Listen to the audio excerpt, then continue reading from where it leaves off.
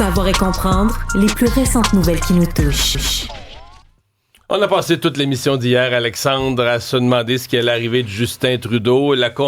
Juste comme on est sorti des ondes, la convocation de presse est arrivée. 10h45 hier, M. Trudeau s'adressait à la presse sur son avenir et, sans surprise, il a tiré sa révérence. Oui, il a annoncé son intention de démissionner effectivement comme chef du Parti libéral, mais aussi comme premier ministre, au moment où, par exemple, le parti aura retrouvé son remplaçant. Et ça, c'est important. C'est pas une démission qui est effective maintenant.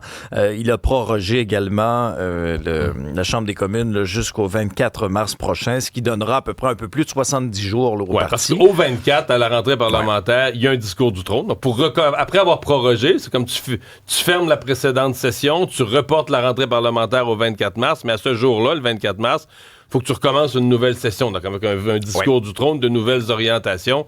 Et il est très clair que c'est pas Justin Trudeau qui va écrire le nouveau discours du trône avec les nouvelles grandes orientations. C'est son successeur. Oui, exactement. Et c'est le fruit, et il l'a dit aussi dans son allocution, d'une réflexion, de discussion avec sa famille. Il a annoncé sa décision, d'ailleurs, la veille au souper à ses enfants, à ses proches.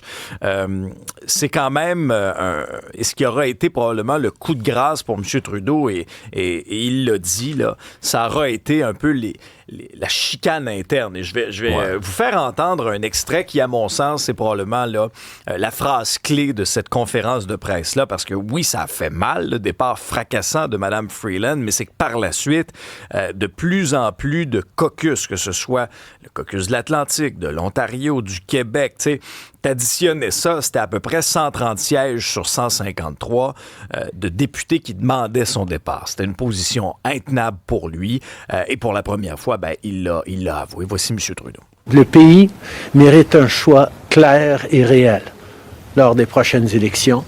Il est devenu évident pour moi que si je dois me concentrer sur des batailles internes, je ne peux pas être la meilleure option lors de ces élections. Mais, tu sais, qu'est-ce qu'il appelle des batailles internes, des divisions dans le parti, mais je comprends de son point de vue là, qu'on lui voit ça comme ça. Mais tu pourrais prendre ça à l'inverse, dire non, au contraire, le parti est uni, là. Uni contre lui. Uni à se dire, les caucus de l'Atlantique, de l'Ontario, du Québec, là, tout le monde converge vers une seule chose. Faut plus Justin Trudeau, il faut qu'il débarque comme chef. Donc, de son point de vue, lui, le parti est désuni. Mais c'est-à-dire que le parti est uni autour d'une idée, ça ne peut plus être lui qui dirige les destinées. Et, écoute, pour moi, là, la grande histoire, c'est qu'il laisse très peu de temps. On l'a dit tout à l'heure, le 24 mars, faut qu'un nouveau chef se présente à la Chambre des communes avec un discours du trône. Un discours du trône, ça veut dire que sur l'ensemble des ministères, c'est ta vision là, de ce que le gouvernement devrait faire. On se comprend que dans ce cas-ci, elle ne s'appliquera pas parce qu'il va y avoir des élections tout de suite. Là. Dans la semaine d'après, le gouvernement va être renversé. Ouais. On va aux urnes ce printemps. On va aux urnes dans la première moitié de mai. Si je fais un chiffron, là, je regarde les scénarios, on va aux urnes dans la première moitié de mai, à moins d'une surprise. Bon. Mais, hier, on était le 6 janvier. Au moment où il quitte, on était le 6 janvier.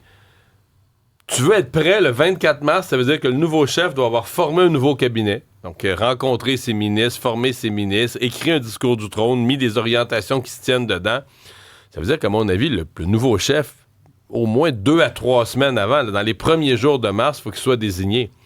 Fait que ça laisse 2 mois pour... Parce que là, présentement, tu n'as même pas de règles de la course. Il faut que l'exécutif du Parti libéral établisse des règles de la course, que des candidats se lancent dans la course, qu'on fasse un semblant de course, puis qu'on permette aux gens de voter, aux membres libéraux de voter. Tout ça en 2 mois. C'est une course un peu moins longue que les libéraux au provincial. Oui, qui aura duré 2 ans et demi. C'est pas le même barème. Mais en fait, c'est une course quasiment impossible. En fait, ça va être bing-bang. Je veux dire, on établit les règles vite. Les candidats se présentent. Ils vont faire peut-être un débat, quelques affaires, puis on fait voter. Tu sais, ça va être hyper rapide comme course. Et dans les faits, qui que ce soit qui prenne les rênes du parti, pourra-t-il vraiment être prêt pour les élections? Parce que moi, ma définition d'être prêt pour les élections, ça veut dire que tu as formé ton équipe.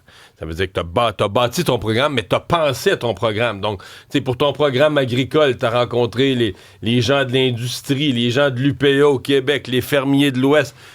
Tu sais, c'est toutes des affaires, on va te dire, ça prend 1 an, là. Tu sais, ça se fait pas en 1 semaine, ça prend 1 an, un nouveau chef, là. Après ça, Prendre le contrôle du parti, même chose. Mettre tes officiers, mettre tes personnes en place de confiance partout dans le parti, ça prend 1 an. Fait que, tu sais, entre l'idée de devenir chef puis l'idée de se présenter à une campagne pour devenir premier ministre, c'est une affaire quasiment d'1 an, 1 an et demi, 2 ans, dans un monde idéal, d'avoir du temps d'être prêt. C'est à fait tout bien. On vient de le voir avec Kamala Harris, là. Quand elle est arrivée, et moi je suis convaincu que la même chose va arriver au nouveau chef libéral, il va avoir un regain de popularité. Parce que M. Trudeau est si impopulaire, le Parti libéral, présent, va remonter un peu. Mais est-ce que la campagne électorale, est-ce que cette personne-là va avoir réussi en si peu de temps à préparer une campagne électorale digne de ce nom? Parce que souvent, j'ai l'exemple en tête de Kim Campbell. Brian Mulroney quitte, on est en 1992-93. M. Mulroney quitte, Kim Campbell arrive, elle avait eu un sursaut de popularité. Puis on s'était dit, peut-être les conservateurs vont sauver la mise. Les conservateurs étaient impopulaires, mais remonter, nouvelle chef, une femme, renouveau. Sauf que Mme Campbell n'avait pas eu le temps. Elle en avait eu quand même beaucoup plus. Elle en avait eu 1 an. Mais elle n'était pas vraiment prête. Là. Elle est arrivée en campagne électorale, des gaffes, des mauvais candidats qui avaient été choisis trop vite. Donc sa campagne électorale est tournée à la bourrique. Là, est tournée en bourrique, puis elle finit avec 2 sièges. Alors c'est ce qui guette les libéraux. C'est-à-dire que petite remontée, là, nouveauté. Mais est-ce que tu vas être capable de faire une campagne solide avec ça? Alors, Justin Trudeau, en résumé, laisse son parti là, dans le trouble. Ouais. Il est courageux aussi, qui vont vouloir se présenter. Ça prend du courage, rendu là? Ça prend du courage, mais ajoutons, je vais mettre un ingrédient de plus. Il reste que quand tu deviens chef libéral, mettons le 1er mars prochain, tu deviens chef libéral, tu deviens instantanément premier ministre du Canada. Même si tu l'es pendant 3 mois, même si tu l'es pendant 3 mois, je veux dire, dans les encyclopédies du monde, là, dans la liste des premiers ministres du Canada, là, en commençant avec John A. Macdonald, là, ben après Justin Trudeau, ça va être ton nom. Donc, tu peux voir ça dans un CV, c'est pas banal d'avoir été premier ministre d'un pays du G7. Regardons d'ailleurs la liste de candidats. Là. Est-ce que dans ton esprit, Mario, les deux, peut-être les plus pressentis, Mme Freeland, Chrystia Freeland, ex-vice-première ministre du Canada, ex-ministre des Finances, et Mark Carney, ex-gouverneur de la Banque du Canada. Pour moi, c'est les deux premiers. Sont les deux? Ce sont les 2 premiers. Il y en a d'autres, oui, mais ce sont les 2 premiers. Après ça, tu as une série de ministres. Oui. Tu as, par exemple, Mélanie Joly, ministre des Affaires étrangères, Dominique Leblanc, ministre des Finances et des Affaires intergouvernementales, François-Philippe Champagne, ministre de l'Innovation, des Sciences de l'Industrie, Anita Anand, ministre des Transports, ça fait partie des noms qu'on entend.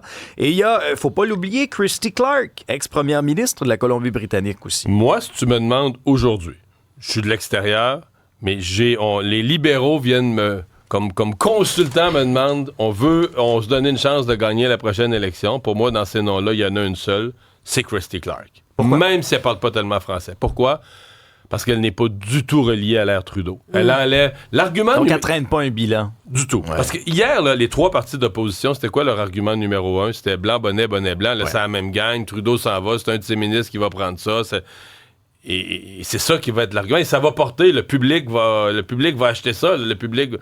Alors, si tu veux sortir, Christy Clark, d'abord, elle vient de l'Ouest canadien. Là, tu déstabilises complètement les conservateurs. Elle est plus à droite, là. Donc, elle parle à une clientèle là, qui pourrait voter Pierre Poilievre.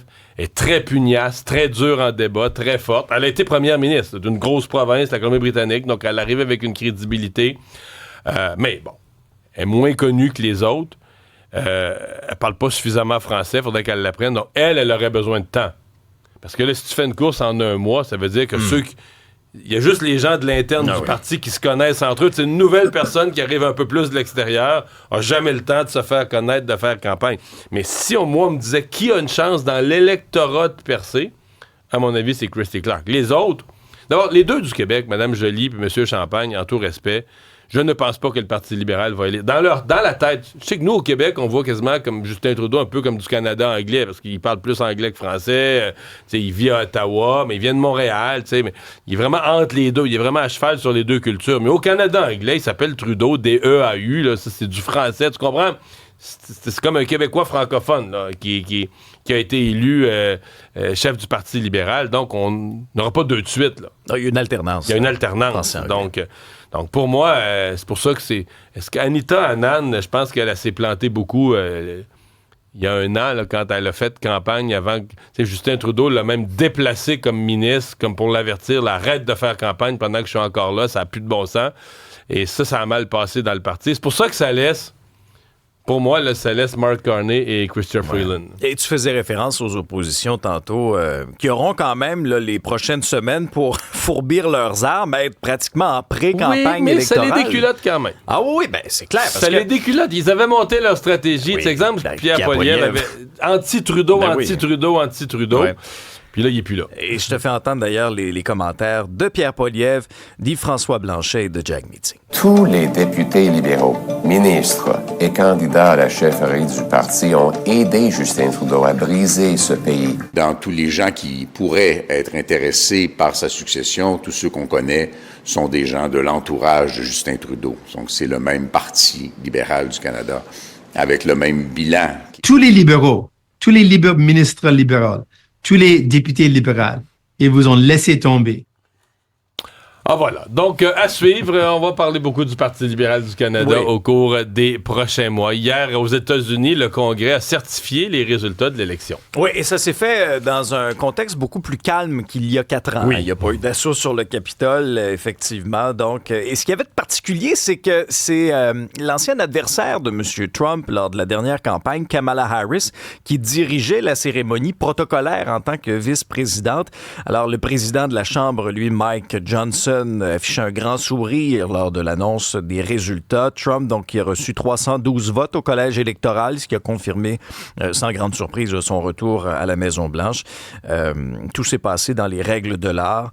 Le Congrès a pu certifier les résultats sans pression politique externe. Il y avait quand même là, une bonne présence policière là, à Washington, mais il n'y a pas eu de débordement. Trump qui en a même profité pour commenter là, ce qui se passait au Canada en disant C'est encore un une euphémisme. fois le 51e État américain, le Canada, et il a faussement associé la démission de M. Trudeau à l'annexion du Canada par les États-Unis, là, en parlant là, du déficit commercial. Encore une fois, je vais vous citer juste un petit extrait là, de la publication sur Truth de Donald Trump.